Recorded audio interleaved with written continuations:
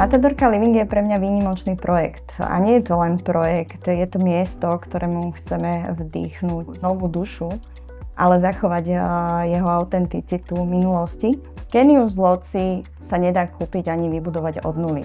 Industriálny charakter projektu Matadorka Living je jeho základom, je jeho DNA a preto sme ani na chvíľku nezaváhali udržať a zachovať históriu aj jeho charakter. Matadorka Living zachováva pôvodné haly. Môžeme hovoriť o obnove brownfieldu, ktorý spočíva vlastne aj v očistení celej zóny alebo lokality. Prichádzame s tým, že zachovávame kus histórie a zároveň prinášame nový mestský život.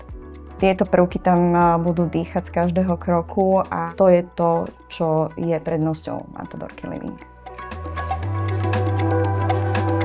Je to 120-ročná hala. Zaujímavá je tým, že je tu použitá tzv. Dürerova tehla. My máme v pláne celý tento štít odborne rozobrať, tehly, ktoré budú v stave spôsobilom, potom znova použiť na obvodovom plášti budúcej budovy.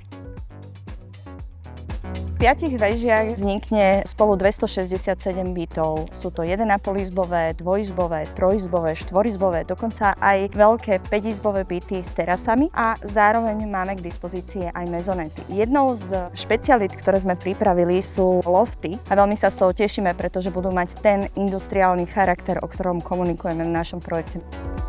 Projekt Matadorka Living je určený pre všetkých. Pre mladé páry, pre rodiny s deťmi, aj pre investorov.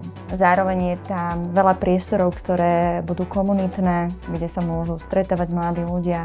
Je to priestor, ktorý je naozaj určený pre všetkých a každý si v tom nájde to svoje.